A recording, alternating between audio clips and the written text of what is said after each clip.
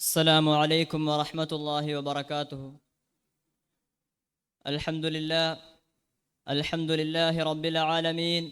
الصلاة والسلام على أشرف المرسلين وعلى آله وصحبه أجمعين. أما بعد، فأعوذ بالله من الشيطان الرجيم. بسم الله الرحمن الرحيم. إنما يخشى الله من عباده العلماء. صدق الله العظيم. قال النبي صلى الله عليه وسلم: العلماء ورثة الأنبياء أو كما قال عليه الصلاة والسلام. ഏറ്റവും സമാദരണീയനായ അധ്യക്ഷൻ, വേദിയിൽ ഉപവിഷ്ടരായിരിക്കുന്ന പണ്ഡിത മഹത്തുക്കൾ, മുതഅല്ലിം സുഹൃത്തുക്കൾ, നാം ഏവരെയും അല്ലാഹു സുബ്ഹാനഹു വ തആല അവൻ്റെ സജ്ജനങ്ങളായ അടിമകളുടെ കൂട്ടത്തിൽ ഉൾപ്പെടുത്തി അനുഗ്രഹിക്കുമാറാകട്ടെ. ആധുനിക ലോകവും പണ്ഡിതധർമ്മവും എന്ന വിഷയത്തെ ആസ്പദമാക്കി നിങ്ങളോട് കുറച്ച് കാര്യങ്ങൾ സംസാരിക്കുവാൻ ഞാൻ ആഗ്രഹിക്കുന്നു. അതിനെ ശരിയായ രൂപത്തിൽ കേൾക്കുവാനും ഉൾക്കൊള്ളുവാനും നാഥനായ റബ്ബ് സുബ്ഹാനഹു വ തആല നമുക്ക് തൗഫീഖ് നൽകി അനുഗ്രഹിക്കുമാറാകട്ടെ. ആധുനിക ലോകം പരീക്ഷണങ്ങളുടെയും വെല്ലുവിളികളുടെയും കാലഘട്ടം. മനുഷ്യബുദ്ധിയിൽ കിളിർത്ത അറിവിന്നാമ്പുകളെ ശാസ്ത്രീയതയുടെയും സാങ്കേതികതയുടെയും കൃഷിയിടങ്ങളിൽ പറിച്ചു നട്ടപ്പോൾ ശാസ്ത്ര സാങ്കേതിക വിദ്യകൾ ശരവേഗത്തിൽ കുതിച്ചുകൊണ്ടിരിക്കുന്നു. ആവശ്യമുള്ളതും ഇല്ലാത്തതുമായ എല്ലാ കാര്യങ്ങളും, വൃത്തികേടുകളും നീച പ്രവർത്തനങ്ങളും തുടങ്ങി മനുഷ്യ ജീവിതത്തിന്റെ മുഴുവൻ നിമിഷങ്ങളും സോഷ്യൽ മീഡിയകളിൽ നിറഞ്ഞുകൊണ്ടിരിക്കുമ്പോൾ കുരുന്ന് ഹൃദയങ്ങളിൽ തുടങ്ങി കൗമാരവും യൗവനവും വാർദ്ധക്യവും അവരുടെ വിലയേറിയ സമയങ്ങളെ സോഷ്യൽ മീഡിയകളുടെ കാണാപ്പുറങ്ങളിലേക്ക് ആഴ്ന്നിറങ്ങുന്നതിൽ നശിപ്പിച്ചുകൊണ്ടിരിക്കുന്നു. അതിന്റെ ഫലമായി മനുഷ്യൻ എന്നവന്റെ അഖില മേഖലകളിലും, എന്തിനേറെ ദീനീ വിഷയങ്ങളിൽ തന്നെ ആദ്യമായി ആശ്രയിക്കുന്നത് സോഷ്യൽ മീഡിയകളെയാണ്. ശാസ്ത്ര സാങ്കേതിക വിദ്യകൾ ഇത്രയേറെ വ്യാപിച്ചപ്പോൾ ഉപകാരത്തെക്കാളേറെ ഉപദ്രവം പ്രകടമായി കൊണ്ടിരിക്കുന്നു. ശാസ്ത്രത്തിന്റെ പേരിൽ ദൈവീകതയെ നിഷേധിക്കുകയും അതുവഴി മതത്തെയും മതമൗലികതയെയും കാറ്റിൽ പറത്തുന്ന മതബോധം കുറഞ്ഞ മൂല്യതയില്ലാത്ത ഒരു യുവതലമുറയാണ് നമുക്ക് മുന്നിലുള്ളത്. അതിൽ പ്രായഭേദങ്ങളുമില്ല, ലിംഗവ്യത്യാസങ്ങളുമില്ല, മറിച്ച് സോഷ്യൽ മീഡിയകളുടെ അടിമകൾ മാത്രം.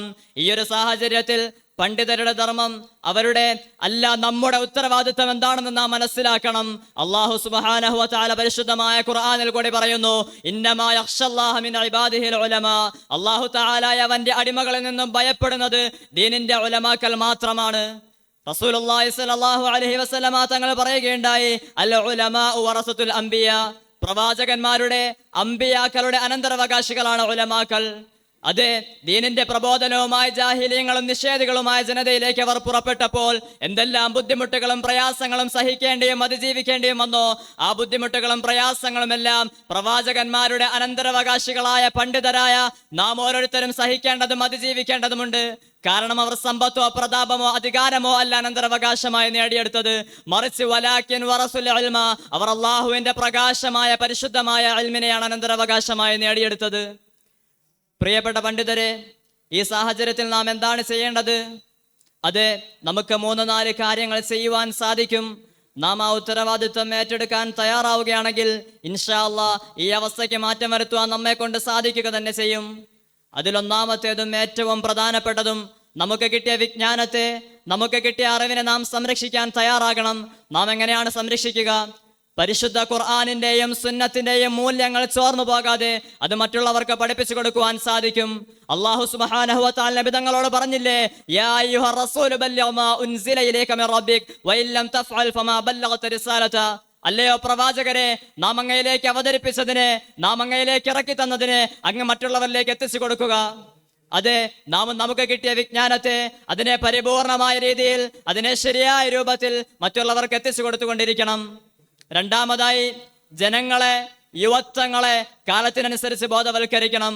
ഖാതിബുന്നാസ അലാ ഖദരി ഉഖൂലിഹിം. ജനങ്ങളോട് നിങ്ങൾ അവരുടെ ബുദ്ധിയും ചിന്തയും അനുസരിച്ച് അവരുടെ പ്രവർത്തനങ്ങളെ നിരീക്ഷിക്കുകയും അതിലുള്ള ബിദ്അത്തുകളെയും തെറ്റുകളെയും തിരുത്തി കൊടുക്കുകയും ചെയ്യണം. മൂന്നാമതായി, ഇന്നത്തെ യുവതലമുറയുമായി നാം നല്ല ബന്ധമുണ്ടാക്കിയെടുക്കണം.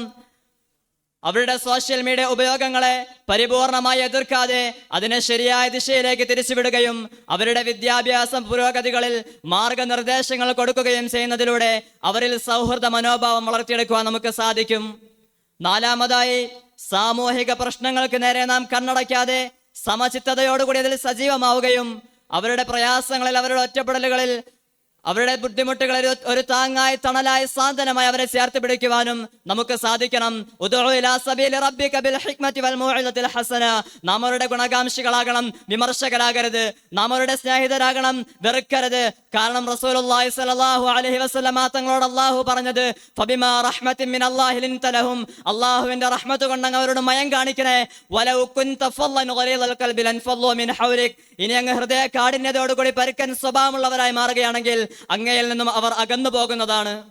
അവസാനമായി, ഏറ്റവും കൂടുതലായി നാം അവർക്കും നമുക്കും മുഴുവൻ സമുദായത്തിനും വേണ്ടി നാഥനായ അള്ളാഹുവിന് മുന്നിൽ കൈകൾ ഉയർത്തണം, ഹിദായത്തിനെ ചോദിക്കണം, പാപമോചനം തേടണം. എല്ലാവർക്കും നന്മ കിട്ടുവാൻ വേണ്ടി നാം ആഗ്രഹിക്കണം. എങ്കിൽ ഉത്തമരായ, ഉത്കൃഷ്ടരായ, പ്രകാശമുള്ള ഒരു യുവതലമുറയെ നമുക്ക് കൈപിടിച്ചുയർത്തുവാൻ സാധിക്കും. നാഥനായ റബ്ബ് സുബ്ഹാനഹു വ തആല അതിന് നമുക്കും നമ്മുമായി ബന്ധപ്പെട്ടവർക്കും തൗഫീഖ് നൽകി അനുഗ്രഹിക്കുമാറാകട്ടെ.